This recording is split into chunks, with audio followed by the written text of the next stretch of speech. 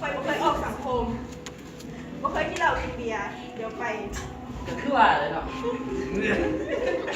มีแฟนคนเดียวแฟนกันบ่คอยจะเข้าใจทั้งที่ว่าข่อยกันรักกับหมู่ว่าข่อยฮะจะเป็นแนะนำให้เจ้าฮู้จักหมู่ข่อยแต่ช่วงเขาไปผู้เดียวเราข่อยสิเป็นแบบไหน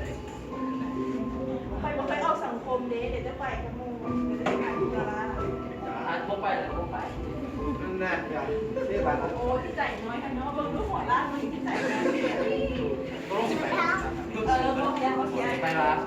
ไปเทนนี่ตามสัญญาเนาะไปเนาะไปไป หลังจากที่นั้นนางก้อยก็เป็นคนมักลิ้นมักเที่ยวมักไปห้านเหล้าห้านเบียร์เกือบทุกๆคืนและได้ง่ายจากหอพักบนเราไปอยู่ห้องแถวกาแฟและเปลี่ยนไปคนละคน มันไล่เลย วันนี้อยู่ห้องผู้เดียวแฟนก็ไปกินเบียร์กับหมู่เบื่อวันนี้แหละลองโทรหาหมู่ก่อนที่บ้านก่อนฮัลโหลฮัลโหลซันนี่ป่ะฮัลโหลมึงอยู่แสงอยู่หอพักก็เนี่ยมาหากูดูพาไปให้เล็กให้ผมดูกูอยู่ห้องละเบื่อนะแต่ว่ามื้ออื่นในบ่มื้อนี้น้อยบ่มีเงินปานใดนะ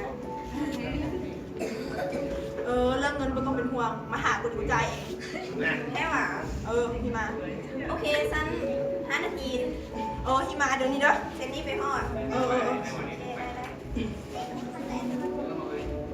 หลังจากโทรหาหมูแล้ว นางก้อยก็ขอเงินแม่และแม่ก็ได้เป็นรอบกินคนข้างบ้าน เงินก็สิเบิดแล้วส่งเสมอแม่กระส่งมาให้แต่ว่าไซส์แบบไซส์ อยากก้อนเนี่ยเดียว แม่มาแล้วฮัลโหลฮัลโหลแม่หวะโอนไปแล้วลูกแม่โอนเงินให้เขาอีกดูเอ้าคือมันไวแท้แม่หักโอนให้2-3 มื้อก่อนมันเบิดแล้วช่วงนี้รายจ่ายหลายใกล้จะเรียนจบแล้วอีแม่โอนมาเลยเด้อโอนมาหลายกว่าเก่าเด้อโอนแล้วโทรกลางหอพร้อมเด้อโรยเท่านี้ล่ะ